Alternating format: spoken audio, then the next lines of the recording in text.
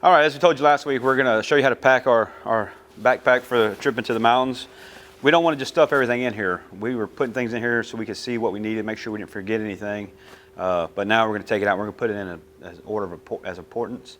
So what we're gonna need first, what might be last thing we need if we really get into a situation, we'll know where everything is at. And I try to pack my bag the same way every time. That way, when I throw my pack down, if something happens, I know exactly where everything's at. So the first things first, we're gonna start.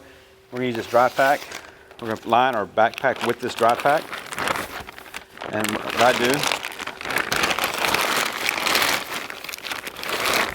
I just stuff it down in my backpack because everything's gonna go inside that. That way I know I have at least dry clothes to put on if something bad should happen. So we take our base layer, our jacket. What we wanna do is we're gonna put this in first because the jackets are gonna be the last thing you need. You're gonna be putting the pants on before you put the jacket on for maneuverability. So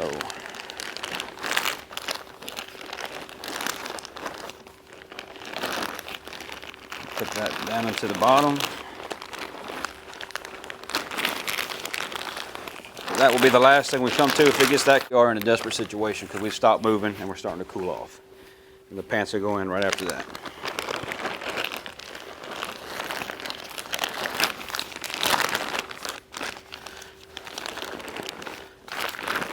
Now, these garments are kind of fluffy, so you will have to push down some other things.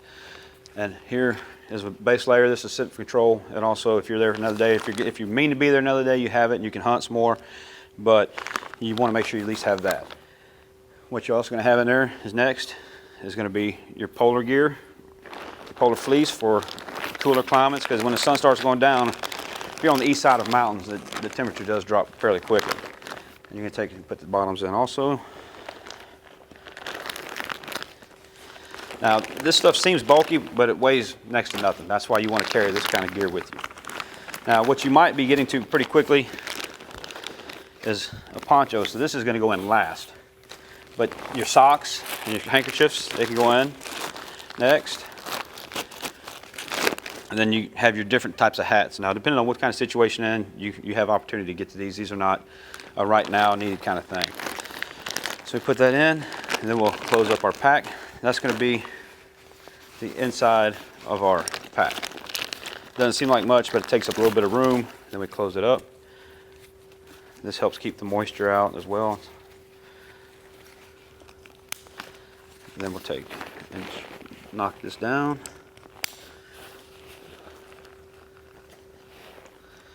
And that's just a little guard over the top of your pack as well. Now, some of the things you're going to need to get to maybe pretty quickly, and they're small, are your wind indicators, your GPS, a flashlight, and your water purification tablets. You're going to put these in a little pouch on top of your backpack.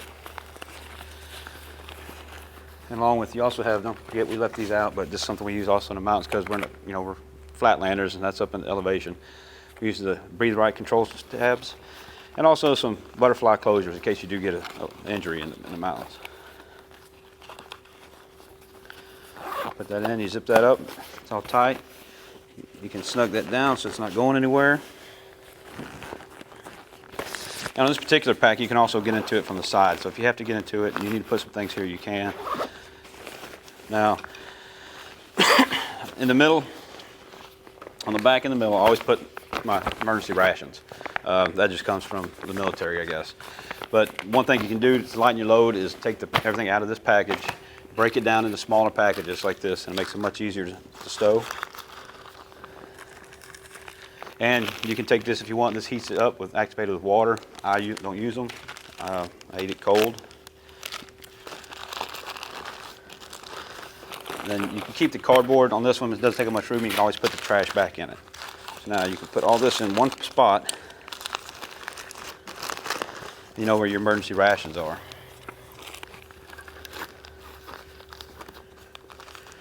I said it's always in the same spot, so you know exactly where you're going when you get your gear.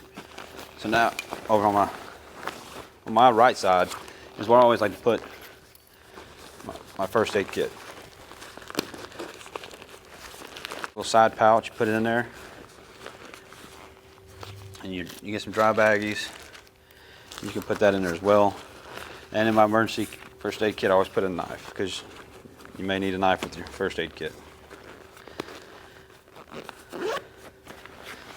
Then on the outside, on the other side, we have another pouch. And that's where I'm going to put my spare gear. Things that I don't need right away, but if I do need, I'll probably be sitting down and be able to use like tools for my bow. Any kind of fire starting material, it's all going to go on this side because if I do come down and needing it, I'm going to be in a place where I'm going to be sitting for a while, and I'll have time just to get at it and do what I need to with it. Now, this is a survival pack, and you can use that gear also. And in this back pouch for the hard plastics, you can sit that in here because it's not gonna need to be kept dry. It's durable. Be kept in one spot. Okay, and your pack is pretty light still. It's not too heavy. This you're gonna wear. Your poncho, like I said, is gonna be the last thing you pack. And I never pack my poncho on the inside of my pack. Reason being, if I need to get to it, I don't want to have to dig. So what I do is you put it here. You can strap it down to the outside this way, but I always put mine long way.